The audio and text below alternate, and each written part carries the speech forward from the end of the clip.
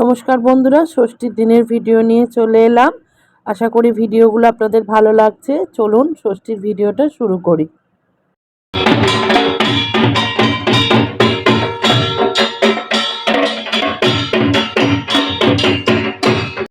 এখানে পুজোর প্রস্তুতি চলছে, পুজো শুরু হবে এবার। আর এই হলো সকালবেলা মা বাসন্তী। আমাদের বাড়ির যে কুলো পুরোহিত মানে আমাদের গুরুদেব, তিনি ষষ্ঠীর পুজো করছেন। আর এ পাশে বসেছে লক্ষ্মী পুজোর জোগাড়। আমরা সব জোগাড় টোগাড় করে নিয়েছি। এবার এদিকে একজন বাউন ঠাকুর আছেন, তিনি করছেন লক্ষ্মী পুজো। আসলে ওই দিনই চৈত্র মাসের প্রথম লক্ষ্মী পুজোটাও পড়েছিল, তো সেই জন্য এপাশে হচ্ছে লক্ষ্মী পুজো আর ওদিকে হচ্ছে ষষ্ঠীর পুজো।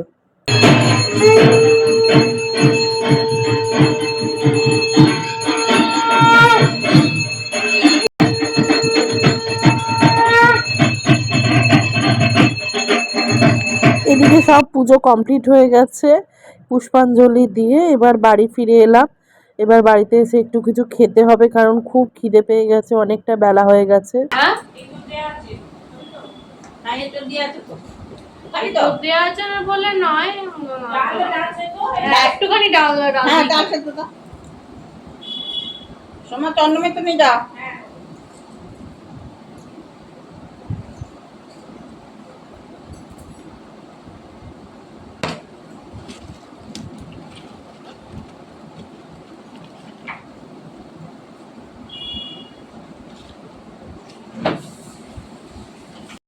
তরকারি দিয়ে খেলি না কেন? কালকে তো এঁচড়ের তরকারিটা দিয়ে খেলাম, আজকে ওই জন্য ডালটা দিয়ে খাচ্ছি। আমাদের এই ষষ্ঠীর দিন ডাল সেদ্ধই হয়। আমরা শুধু মুখে মা দিয়েছে ডাল সেদ্ধ আমাকে, না ও খাবে না। আমাদের এই ডাল সেদ্ধটাই হয়। তোরা মুড়ি খাস আর আমরা সব মায়েরা ডাল সেদ্ধ শুধু মুখে খাই, চা খাই। তারপর দুপুরে গিয়ে লুচি তরকারি। আর দুপুর এখন কটা বাজে জানো? আমি এখন মুড়িটা খাচ্ছি যে 12:30। এখন খেতেও তো তোর দেরি। টেবিলের ও বর্দি ভাই তুমি জেঠিমা, এই বর্দি ভাই আমাকে একদিন এই আলুর দম আর এই চোলের তরকারি একটা বড় গামলি করে করে দেবে। আমি সত্যি দারুণ গন্ধ, চলে যাবে। অসাধারণ গন্ধ।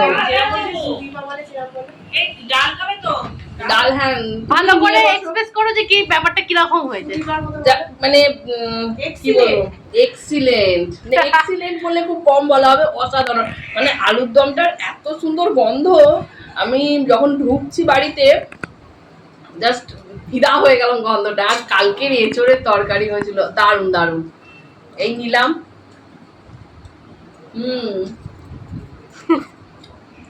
দারুণ।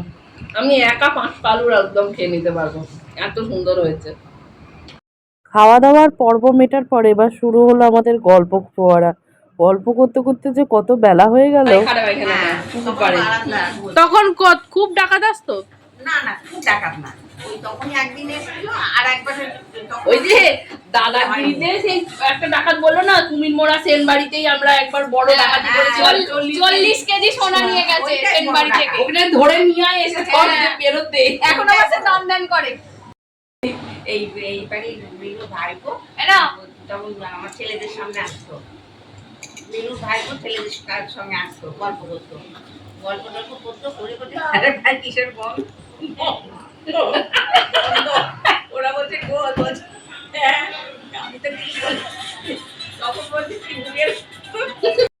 গল্পের আসরটা যে আমাদের এতই জমে উঠেছিল, কখন যে 3টে বেজে গেছে বুঝতেই পারিনি। আর সবার খাওয়া হয়ে গেছে, লাস্ট ঠাকুর বাড়ি থেকে খবর এসেছে আমরাই কজন বাকি আছি। তখন তড়ি ঘড়ি সবাই মিলে ছুটে গিয়ে খেতে গেলাম। আসলে এই পুজোর সময়টাই না আমরা সবাই এক হই। আর আমার শাশুড়ি পুরোনো দিনকার নানান রকম গল্প বলে, ডাকাতির গল্প বলে, যা যা আগে হতো।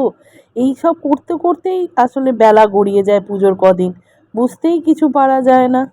বিকল তুই একটু আলাদা না বাইরে থেকে।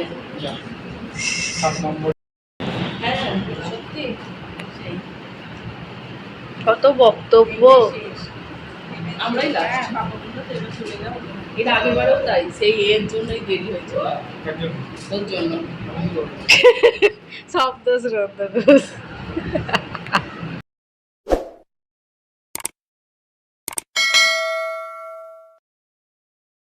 এখন ষষ্ঠীর সন্ধেবেলা, তাই গুরুদেব মায়ের সামনে ঘট পেতে রেডি করে নিয়েছে, আর একটু পরে আরতি শুরু হবে।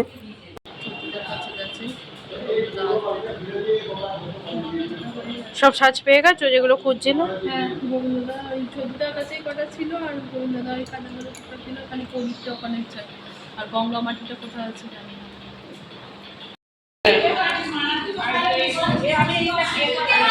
দেখো কি সুন্দর লাগছে মায়ের, এবার পুরো সাজ কমপ্লিট হয়ে গেছে। জানি না তোমরা শুনতে পাচ্ছ কি না আদতে, কারণ এখানে প্রচুর আওয়াজ। দেখো মায়ের সাজ কমপ্লিট পুরো। এবার শুরু হলো আরতি। আগে হবে মা ষষ্ঠীর ঘরে আরতি, তারপর হবে মা বাসন্তীর কাছে আরতি।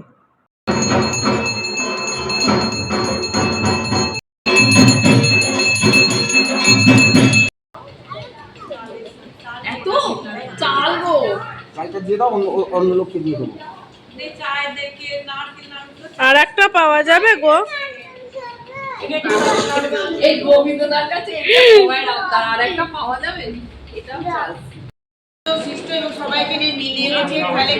এখানে নাড়ুর জন্য দাঁড়িয়ে আছি।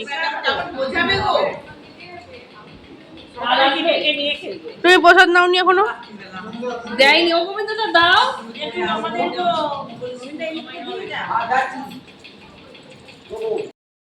এই ছিল আমার বাসন্তী পুজোর ষষ্ঠীর দিনের ভিডিও। আরও পুজোর খুব সুন্দর সুন্দর ভিডিও আসছে।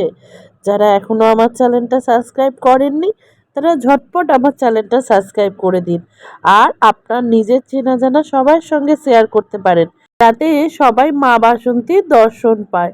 জয় মা বাসন্তী।